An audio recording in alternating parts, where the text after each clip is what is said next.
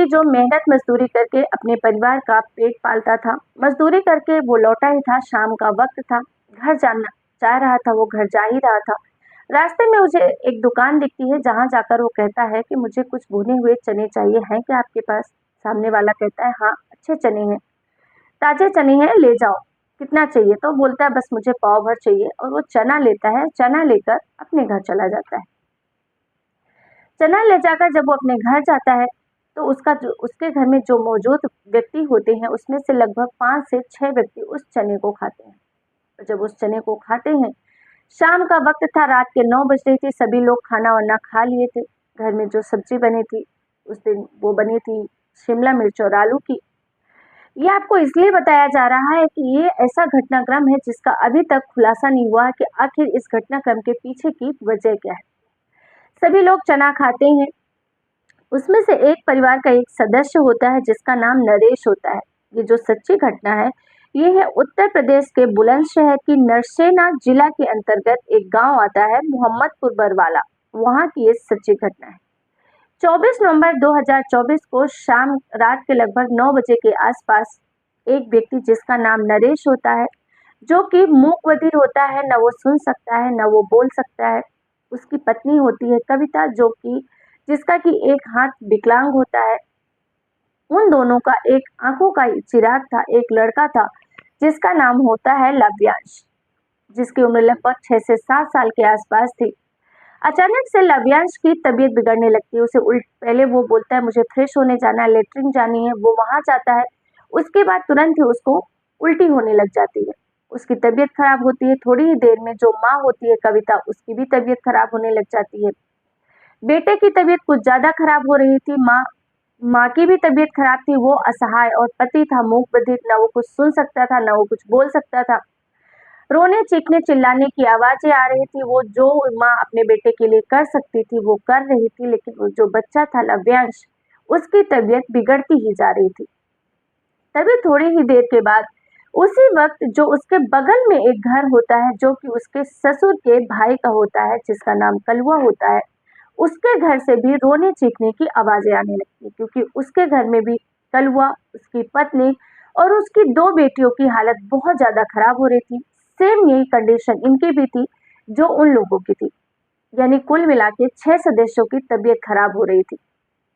आनन फानन में गरीब लोग थे, मजदूर लोग थे, जैसे भी वो कोशिश कर सकते थे। गांव में एक डॉक्टर होता है, जो गांव के छोटे मोटे डॉक्टर होते हैं, गांव वालों का इलाज करते हैं सस्ते में। पहले ये लोग उनके पास आते हैं और जाकर वो डॉक्टर कहता है कि ये उनके नब्ज देखता है और कहता है ये मेरे बस की बात नहीं है, इनको आप हॉस्पिटल लेकर जाओ। हालांकि डॉक्टर ये बात उस समय उनसे छुपाता है, क्योंकि उस परिजनों में जो एक व्यक्ति था जिसका नाम कलुआ था, उम्र लगभग 50 के आसपास थी, उसकी तभी मौत हो चुकी थी। लेकिन गांव के जब लोग फिर से सबकी नाड़ियां देखते हैं तो बोलते हैं कि कलुआ की तो मौत हो गई है।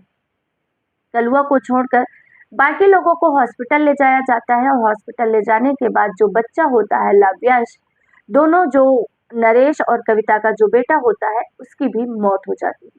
और इस तरीके से इस परिवार में 2 लोगों की मौत हो गई थी, बाकी लोगों का इलाज चल रहा था। अब इन जब 2 लोगों की मौत हो जाती है, गांव में सभी रोना पीटना चीखना चिल्लाना होता है, और समझ ही नहीं आता किसी को कि इन गरीब लोगों की कैसे हत्या हो गई। इन्होंने तो ऐसा कुछ खाया भी नहीं। तब पता चलता है कि इन्हें चना लाया गया था भुना हुआ, उन्होंने सिर्फ ये चना खाया है। अब किसी ने ये बात को सोशल मीडिया पर डाल दी कि चने खाने से एक ही परिवार के 2 लोगों की हत्या हो गई। दूसरे दिन ये घटना वायरल हो जाती है। साथ ही पुलिस प्रशासन तक ये बात पहुंचती है, और जब पुलिस प्रशासन वहां पहुंचती है, बॉडी को पोस्टमार्टम के लिए बोलती है, तो जो परिवार वाले होते हैं पोस्टमार्टम के लिए बिल्कुल मना कर देते हैं। वो कहते हैं कि हमारे घर के परिजनों को पोस्टमार्टम हम नहीं करवाने देंगे।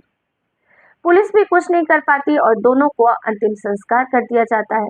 अब जिन लोगों का इलाज चल रहा था उसमें से कुछ की हालत तो ठीक थी, लेकिन उसमें जो कालू की पत्नी होती है उसकी फिर से मौत हो जाती है दूसरे दिन।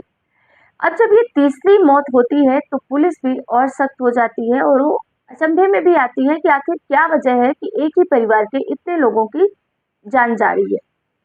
हालांकि परिवार वाले तब भी मना करने की पूरी कोशिश करते हैं कि हमें पोस्टमार्टम नहीं कराना है, लेकिन अब पुलिस कोई रिस्क नहीं लेना चाह रही थी, और पुलिस बॉडी को अपने कब्जे में लेती है। उसका पोस्टमार्टम कराया जाता है, लेकिन हैरानी की बात ये होती है कि पोस्टमार्टम में भी इस बात का कोई खुलासा नहीं होता है कि आखिर इनकी मौत किस वजह से हुई है।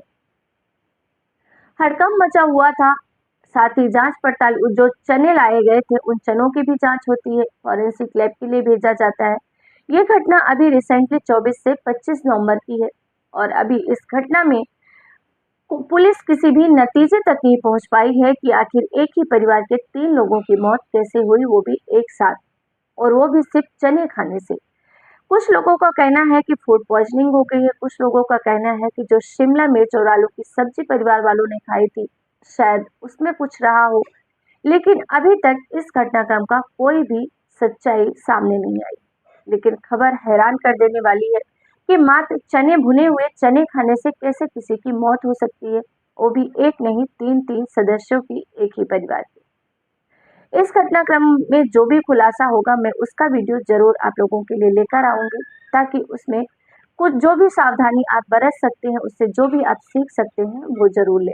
ये घटना काफी वायरल हो रही है सोशल मीडिया पर, इसलिए मैंने आपको बताया इसको।